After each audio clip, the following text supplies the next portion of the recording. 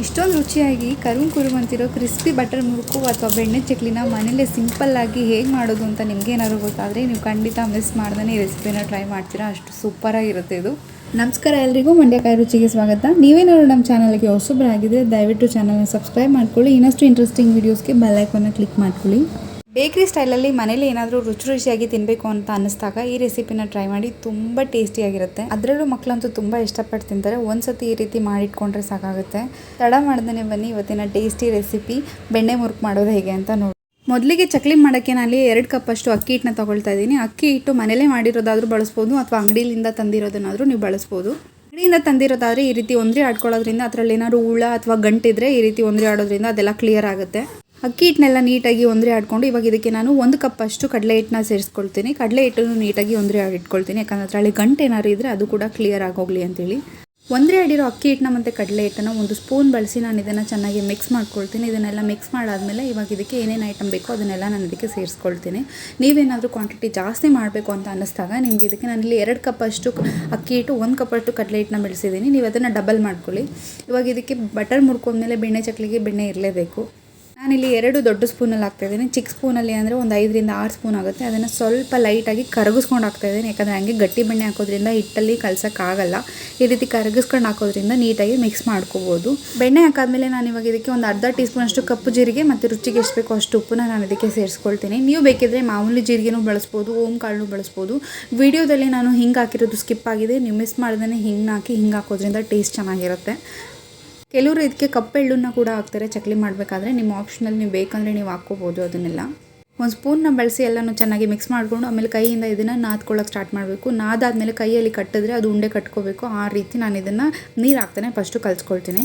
ಆಮೇಲೆ ಸ್ವಲ್ಪ ನೀರನ್ನೇ ಹಾಕ್ಕೊಂಡು ಕಲಿಸ್ಕೊತೀನಿ, ಯಾಕಂದರೆ ಒಂದೇ ಸತಿ ನೀರು ಹಾಕೋದ್ರಿಂದ ಹಿಟ್ಟು ತೆಳ್ಳಗೆ ಆಗ್ಬಿಡುತ್ತೆ. ಅದಕ್ಕೆ ಹಿಟ್ಟಿನ ಹದ ನೋಡಿಕೊಂಡು ನೀರು ಎಷ್ಟು ಬೇಕೋ ಅಷ್ಟನ್ನು ಸೇರಿಸ್ಕೊಳ್ತೀನಿ.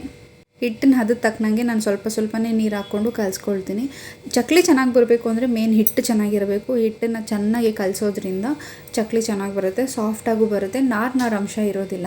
ಹಿಟ್ಟೆಲ್ಲ ನೀಟಾಗಿ ಸಾಫ್ಟಾಗಿ ಕಲಸಾದ್ಮೇಲೆ ಇವಾಗ ಇದನ್ನು ನಾನು ನಾದ್ಕೊಳ್ತೀನಿ. ಚೆನ್ನಾಗಿ ಕಲಸಿರೋ ಹಿಟ್ಟನ್ನ ಏನಿದೆ ಅದನ್ನ ಎಳ್ದು ನಾದಬೇಕು. ಈ ರೀತಿ ನಾದೋದ್ರಿಂದ ಏನಾಗುತ್ತೆ, ನಾರಿನ ಅಂಶ ಮತ್ತು ಏನೇ ಗಂಟು ಏನಾರು ಇದ್ದರೆ ಎಲ್ಲ ಹೊರಟೋಗುತ್ತೆ, ಫುಲ್ಲು ಸಾಫ್ಟ್ ಆಗುತ್ತೆ. ಈ ರೀತಿ ಸಾಫ್ಟ್ ಆಗಿರೋ ಹಿಟ್ಟು ರೆಡಿ ಆದರೆ ಚೆನ್ನಾಗಿರುತ್ತೆ, ಕ್ರಿಸ್ಪಿ ಆಗೂ ಇರುತ್ತೆ. ಈ ರೀತಿ ನೋಡಿ ಹಿಟ್ಟು ಸಾಫ್ಟ್ ಆಗಿದೆ, ಕೈಗೆ ಅಂಟ್ಕೊಳ್ಳಲ್ಲ ಮುಟ್ಟಿದ್ರೆ. ಈ ರೀತಿ ಅಂಟ್ಕೋಬಾರ್ದು, ನಾರಿನ ಅಂಶ ಇರಬಾರ್ದು, ಸಾಫ್ಟಾಗಿ ಇರಬೇಕು ಹಿಟ್ಟು. ಇದನ್ನು ನಾನೀಗ ಒಂದು ಚಕ್ಲಿ ಒಳಗೆ ಎಷ್ಟು ಬೇಕೋ ಅಷ್ಟು ನಾನು ಇದನ್ನು ತುಂಬಿಸ್ಕೊಳ್ತೀನಿ. ಇಲ್ಲಿ ಚಕ್ಲಿಗಳು ನಾನು ಸ್ವಲ್ಪ ಡಿಫ್ರೆಂಟಾಗಿರೋದನ್ನ ಬಳಸಿದ್ದೀನಿ. ಇದು ಚಕ್ಲಿಗಳನ್ನ ನಾನು ಚಿಕ್ಕಪೇಟೆಯಲ್ಲಿ ತೊಗೊಂಡಿದ್ದೆ. ತುಂಬ ಚೆನ್ನಾಗಿರುತ್ತೆ, ಈಸಿಯಾಗಿರುತ್ತೆ. ಪ್ಲಾಸ್ಟಿಕ್ದಿದ್ದು ನಾವು ಮನೇಲಿ ಹಿತ್ತಾಳೆದು ಅಥವಾ ಸ್ಟೀಲ್ನ ಬಳಸ್ತೀವಲ್ವ, ಅದು ಚೆನ್ನಾಗಿರುತ್ತೆ. ಇನ್ನೊಂದು ಕಡೆ ನಾನು ಒಂದು ಬಾಣಲಿಗೆ ಎಣ್ಣೆನ ಹಾಕ್ಕೊಂಡು ಕಾಯಿಸ್ಕೊಳ್ತೀನಿ. ಕಾಯ್ದಿದ ತಕ್ಷಣ ಕಾದಿರೋ ಎಣ್ಣೆಗೆ ನಾನಿಲ್ಲಿ ಚಕ್ಲಿಗಳನ್ನ ಬಳಸಿ ಚಕ್ಲಿನ ಹಾಕ್ಕೊಳ್ತೀನಿ. ಎಣ್ಣೆಗೆ ಚಕ್ಲಿ ಹಿಟ್ಟನ್ನ ಹಾಕಬೇಕಾದ್ರೆ ನೋಡ್ಕೊಂಡು ಹಾಕಬೇಕು, ಯಾಕಂದರೆ ಎಣ್ಣೆ ಜಾಸ್ತಿ ಕಾದಿರಬಾರ್ದು, ಮೀಡಿಯಮ್ ಕಾದಿರಬೇಕು. ಗ್ಯಾಸ್ ಕೂಡ ಮೀಡಿಯಮ್ ಫ್ಲೇಮಲ್ಲೇ ಇರಬೇಕು ಈ ಥರ ಚಕ್ಲಿ ಹಾಕಬೇಕಾದ್ರೆ, ಇಲ್ಲಾಂದರೆ ಸೀದೋಗೋ ಚಾನ್ಸಸ್ ಇರುತ್ತೆ. ಚಕ್ಲಿ ಹಿಟ್ಟು ಬೇಗ ಬೆಂದೋಗುತ್ತೆ. ಚಕ್ಲಿ ಒಂದು ಕಡೆ ಬೆಂದಿದ್ದಂಗೆ ಕಲರ್ ಲೈಟಾಗಿ ಚೇಂಜ್ ಆಗುತ್ತೆ. ಆ ರೀತಿ ಲೈಟಾಗಿ ಕಲರ್ ಚೇಂಜ್ ಆದ ತಕ್ಷಣ ಇನ್ನೊಂದು ಕಡೆನೂ ಬೇಯಿಸ್ಕೊಳ್ತೀನಿ. ಇದನ್ನು ಜಾಸ್ತಿ ಕಲರ್ ಚೇಂಜ್ ಆಗೋವರೆಗೂ ಬೇಯಿಸಬಾರ್ದು, ಚಕ್ಲಿ ಬೇಗ ಬೆಂದೋಗುತ್ತೆ. ಎಣ್ಣೆ ಹದವಾಗಿ ಕಾದಿರಬೇಕು, ಜಾಸ್ತಿ ಹೈ ಫ್ಲೇಮಲ್ಲಿ ಇರಬಾರ್ದು. ಫ್ಲೇಮಲ್ಲಿ ಇಟ್ಟು ಚಕ್ಲಿ ಹಾಕೋದ್ರಿಂದ ಚಕ್ಲಿ ಸೀದೋಗುತ್ತೆ. ಅದಕ್ಕೋಸ್ಕರ ಲೋ ಫ್ಲೇಮಲ್ಲೇ ಇಡಬೇಕು ಅಂತ ಅಷ್ಟೇ. ಈ ಚಕ್ಲಿ ಉಳ್ಳಲ್ಲಿ ಒಂದು ಬೆನಿಫಿಟ್ ಏನು ಅಂತಂದರೆ ಒಂದೇ ಕೈಯಲ್ಲೇ ಹಾಕ್ಬೋದು. ನಾವು ಬೇರೆ ಚಕ್ಲಿ ಉಳ್ಳು ಸ್ಟೀಲಲ್ಲಿ ಏನಾರು ಹಾಕ್ತೀವಿ ಅಂದರೆ ಅದನ್ನು 2 ಕೈನೂ ಬಳಸಬೇಕು. ಇದು ಒಂದೇ ಕೈಯಲ್ಲಿ ಯಾವ ಥರ ಬೇಕಾದರೂ ಯಾವ ಡಿಸೈನ್ ಬೇಕಾದರೂ ನಾವು ಹಾಕ್ಬೋದು. ಅದು ಡೈರೆಕ್ಟ್ ಎಣ್ಣೆಗೆ ಹಾಕೋಬೋದು.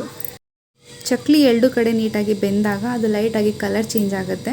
ಆ ಕಲರ್ ಚೇಂಜ್ ಆದಮೇಲೆ 2 ಕಡೆ ನೀಟಾಗಿ ಕ್ರಿಸ್ಪಿಯಾಗಿ ಬೇಯಿಸ್ಕೊಂಡು ಅದನ್ನು ನಾನು ಎತ್ತಿಟ್ಕೊಳ್ತೀನಿ. ಇದೇ ಥರ 3 ಶೇಪಲ್ಲೇ ನಾನಿಲ್ಲಿ ಮಾಡಿ ತೋರಿಸ್ತಾ ಇದ್ದೀನಿ. ಬಟರ್ ಮುರ್ಕೊಂಡ್ಮೇಲೆ ಪೀಸ್ ಥರನೂ ಇರುತ್ತೆ, ರೌಂಡ್ಗೂ ಇರುತ್ತೆ.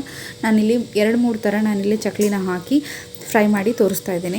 ಎಣ್ಣೆ ಚಕ್ಲಿ ಅಂದರೆ ಯಾವ ಥರ ಬೇಕಾದರೂ ಹಾಕೋಬೋದು. ಈ ರೀತಿ ಒಂದು ಸತಿ ನೀವು ಮಾಡಿ ಮನೇಲಿ ಸ್ಟೋರ್ ಮಾಡಿ ಇಟ್ಕೊಂಡ್ರೆ ಒಂದು 15 ದಿನದ ಗಂಟನೂ ನಾವು ಇದನ್ನು ಆರಾಮಾಗಿ ಮನೇಲಿ ಇಟ್ಕೊಂಡು ಒಂದು ಬಾಕ್ಸಲ್ಲಿ ಸ್ಟೀಲ್ ಬಾಕ್ಸಲ್ಲಿ ಇಟ್ಕೊಂಡು ಬಳಸ್ಬೋದು.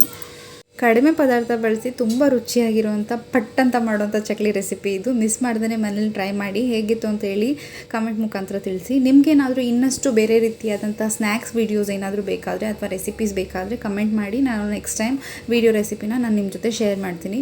ಚಕ್ಲಿ ಕರಿಬೇಕಾದ್ರೆ ಒಂದು 4 ಅಡಿ ಕರಿಬೇವು ಸೊಪ್ಪನ್ನು ಹಾಕಿ ಕರೆದ್ಬಿಟ್ರೆ ಟೇಸ್ಟ್ ಸಖತ್ತಾಗಿರುತ್ತೆ. ಚಕ್ಲಿ ಅಂತೂ ಸೂಪರಾಗಿ ಕ್ರಿಸ್ಪಿಯಾಗಿ ಟೇಸ್ಟಿಯಾಗಿ ರೆಡಿಯಾಗಿದೆ. ನೀವು ಮಿಸ್ ಮಾಡ್ದೇ ಮನೇಲಿ ಟ್ರೈ ಮಾಡಿ ಹೇಗಿತ್ತು ಅಂತೇಳಿ ಕಮೆಂಟ್ ಮುಖಾಂತರ ತಿಳಿಸಿ. ಇಷ್ಟ ಆದಲ್ಲಿ ಫ್ರೆಂಡ್ಸ್ ಆ್ಯಂಡ್ ಫ್ಯಾಮಿಲಿ ಜೊತೆ ಶೇರ್ ಮಾಡೋದನ್ನು ಮರಿಬೇಡಿ. ಇನ್ನಷ್ಟು ಇಂಟ್ರೆಸ್ಟಿಂಗ್ ವೀಡಿಯೋಸ್ಗೆ ಮಂಡ್ಯಕಾಯಿ ರುಚಿನ ಸಬ್ಸ್ಕ್ರೈಬ್ ಮಾಡ್ಕೊಳ್ಳಿ. Thank you so much for watching.